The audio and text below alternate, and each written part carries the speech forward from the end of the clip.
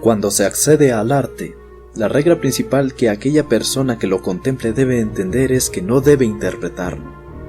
Las obras de arte se aprecian, pues la mayoría de las veces simplemente son el resultado de artistas que se dejaron llevar durante el proceso creativo. En el arte no hay contradicciones ni metáforas. Algunas obras tienen el objetivo de explicar un modo personal de ver el mundo o incluso criticar aspectos de una sociedad. Sin embargo, la mayoría de las producciones artísticas no llevan la intención de cambiar el modo de pensar de los espectadores. El arte simplemente se trata de crear, y por ello solo puede hallarse un sentido para lo que se contempla cuando el artista revela aquello que pasaba por su mente mientras trabajaba. Por ejemplo, esta es una escultura de Louis Bourgeois. Mírala bien. ¿Qué es lo que te provoca? ¿Qué imaginas que puede significar? No cabe duda que fuera de contexto, la escultura puede lucir aterradora, pero en realidad es todo lo contrario. La artista en realidad pensaba en su madre y realizaba una comparación entre ella y las arañas, pues era una persona que cuidaba muy bien de ella y con ternura, pero que al mismo tiempo le aterraba y con quien tenía conflictos constantes.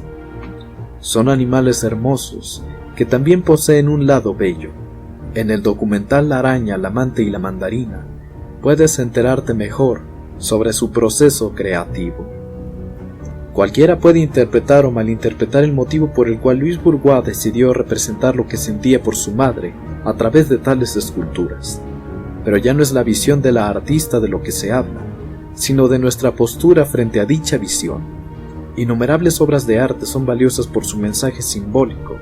No obstante, en la mayoría de los casos, la gente pone en boca del artista palabras que jamás pronunció y atribuye analogías que jamás se intentaron. Uno de esos casos es el que te voy a presentar ahora, y es muy posible que te resulte indignante. La perturbada mente de Valery Solanas.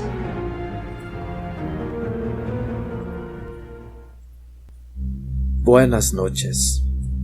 En un video anterior te hablé sobre un caso de antropofagia en Francia, en el cual 2 alumnos de la Sorbona de París estuvieron involucrados, Irene Hartveld e Issei Sagawa. Ella era de Holanda, él de Japón. Cuando ella lo desairó, él decidió tomar un arma y disparar. Después la descuartizó y esparció los trozos de su cadáver por los alrededores. Fue capturado por las autoridades francesas, pero extraditado a Japón para recibir tratamiento psicológico. Una vez que salió de la cárcel, se convirtió en pintor y escribió un libro titulado En la niebla, el cual se basó en el asesinato que perpetró. La gente en Japón compró más de 200,000 copias y él, a pesar de ser un pequeño hombre patético y femicida, se convirtió en un personaje de culto, así como su obra. Que la gente admire cosas que no merecen la pena apreciarse no es algo nuevo. Fácilmente las personas adquieren una fascinación por lo extravagante y enfermo.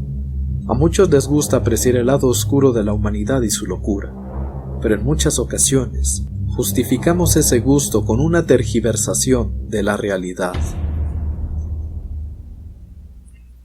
En 1967 fue liberado en modo de autopublicación un libro muy extraño bajo el título Manifiesto Scum.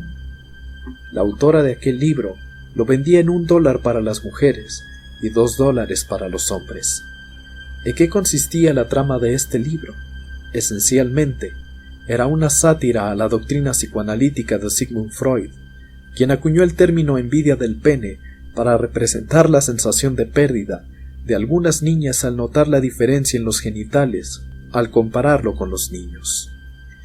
La autora arguía que en realidad los hombres sienten envidia de la vagina, pues toda la vida están buscando el modo de volver a ella luego de su nacimiento. También realiza críticas al modo en que la sociedad, gobernada por hombres, no se ha dedicado a otra cosa que hacer guerras, elaborar sistemas monetarios que favorecen la desigualdad y la prostitución, y menospreciar a las mujeres. Por tanto, para evitar que la sociedad colapse, es necesario conformar un grupo de mujeres que derroquen al gobierno, eliminen el sistema económico monetario instituyan la completa automatización para que la gente deje de trabajar para vivir, y el punto esencial de todo, eliminar al sexo masculino. Muchas feministas y otros intelectuales han intentado tomar esto como una parodia, como sátira a una sociedad inequitativa cuyo valor es más bien simbólico que literal. No obstante, lo que la autora dijo sobre esta obra y su postura dicen todo lo contrario. Valerie Jean Solanas nació en Ventnor City, Nueva Jersey, en el año 1936. Durante su infancia, sufrió constante abuso sexual por parte de su padre. Esto la llevó a tener discusiones terribles con su madre y se alejó de su familia. No toleraba ver que la gente más pequeña fuese acosada o golpeada, y por defenderlo se metía en varios problemas. La ira crecía en su alma, pero en aquel tiempo tenía la convicción de que podría cambiar toda la hostilidad que había en la sociedad hacia los más vulnerables. Su rebeldía y negación a someterse la llevó a que sus padres optaran por deshacerse de ella y enviarla con sus abuelos, pero allí su situación no fue distinta. Su abuelo la golpeaba sin piedad, y por ello Valerie tomó la decisión de abandonar la casa y vivir en la calle. Con mucho esfuerzo y dolor, consiguió terminar el bachillerato y después obtener el título de psicóloga en la Universidad de Maryland. Para entonces ya tenía un programa de radioaficionado en el cual hablaba sobre combatir a los hombres en general. Reconoció abiertamente ser lesbiana, a pesar del ambiente conservador en la sociedad de mediados del siglo XX. Trabajó en el Departamento de Investigación Animal para la Universidad de Minnesota, pero al poco tiempo abandonó, pues más que su profesión en la psicología, le interesaba ser escritora. Para los años 60, se mudó a la ciudad de Nueva York, donde al no encontrar empleo se dedicó a la mendicidad y la prostitución. A pesar de todo, ella continuó escribiendo y dio a luz una obra teatral llamada Up Your Ass, cuya traducción es En tu trasero. Conoció a Andy Warhol y le dio el manuscrito de su obra para que la realizara. Él dijo que la leería, pero luego de una breve revisión le pareció demasiado pornográfica, lo que era decir mucho para alguien cuyos filmes eran suspendidos por la policía porque se consideraban obscenos. Andy Warhol le dio tan poca importancia a ese escrito que lo dejó olvidado en una bodega propiedad de su amigo Billy Nain. Ella quería una compensación económica por el trabajo perdido, pero a cambio, Warhol le dio trabajo como actriz secundaria en algunas de sus películas. En 1967, comenzó a vender algunos ejemplares del manifiesto y después consiguió que Maurice Girodias, fundador de Olympia Press, acordara con ella un contrato de edición para que el manifiesto y sus siguientes obras pudieran publicarse. Sin embargo, ella comenzó a pensar que él estaba intentando robar sus escritos.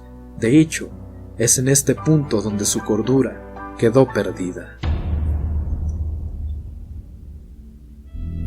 Sin evidencia que fundara su sospecha, Valerie Solanas creía que Girodias y Warhol estaban coludidos para robarla y enriquecerse con sus obras. Así que acudió a casa del escritor Paul Krasner, con quien tenía una amistad fuera de lo común, y le pidió $50 prestados. A los pocos días, Valerie fue a comprar una pistola automática calibre 22 y fue en busca de Margot Faden en Brooklyn para pedirle que produjera una obra suya. Margot se negó, pero Valerie le dijo que debería, porque iba a matar a Andy Warhol, y eso le daría fama que impulsaría el interés sobre su obra y ella misma. Margot Faden desesperadamente intentó advertir a la policía que la insana mujer estaba en camino de ir a asesinar a Andy Warhol, pero no le creyeron. Fue así que Valerie Solanas acudió al estudio de Factory y aguardó a que llegara su víctima. Se metió al elevador, ascendiendo y descendiendo en este todo el día, hasta que finalmente Warhol llegó. Ella lo acompañó hasta el interior de su oficina. Una llamada telefónica sonó y Warhol tomó el auricular. Entonces ella le disparó 3 veces, fallando en las 2 primeras ocasiones, pero hiriendo al artista de gravedad con la última bala que dañó sus pulmones, estómago, hígado y esófago. Después disparó a la cadera del crítico de arte Mario Amaya, quien estaba allí para ver el nuevo proyecto de Warhol, y después intentó disparar a la cabeza del representante de Warhol, Fred Hughes. Sin embargo, la pistola se atoró y no logró su cometido. Ella se marchó del lugar, pero terminó entregándose a la policía. Andy Warhol sobrevivió al atentado, pero vivió con miedo por el resto de sus días. Valerie Solanas no era una loca cualquiera, sabía perfectamente lo que hacía, y a eso se le denomina maldad. Confesó su crimen y declaró que Warhol tenía una conspiración en su contra. Nada tuvo sentido y fue enviada a evaluación psiquiátrica. Entonces fue declarada mentalmente inestable y recluida en el pabellón penal del Hospital Helmholtz. Cuando salió de prisión en 1971, continuó acusando a Warhol y otras personas, lo cual le valió otro arresto. La internaron en otras instituciones mentales y su fama cayó al olvido. De cualquier modo, no creó más de 3 obras en su vida, y debido a la sobreestimación de su talento, temía que le robaran una obra que a nadie le llamaba la atención. El Manifiesto Scum, cuya traducción es el Manifiesto Escoria, forma parte de la colección de libros más empleada por feministas, pues ellas ven en esa obra una sátira simbólica que las inspira a buscar ganar mayor terreno en los ámbitos político, económico y educativo, pues centran la crítica en actitudes y no en un sexo específico de la humanidad. Sin embargo, aunque ellas saquen algo positivo de una crítica que puede considerarse muy buena, en realidad Valerie Solanas pretendía desatar el odio y disparar a Andy Warhol, llevando de este modo su manifiesto a la realidad. Solo fue una mujer con una historia trágica que mucha gente ha intentado glorificar, pero que ha pasado a la historia como alguien que simplemente perdió la razón. Comparte el video con más personas. Suscríbete a Valter's Horror para seguir al tanto de los demás horrores que tengo reservados para ti. Da me gusta en Facebook y sigue a Careo Lux en Twitter. Un saludo especial para Luisa Fernanda, que siempre ve mis videos. No olvides que el horror de Valter apenas comienza.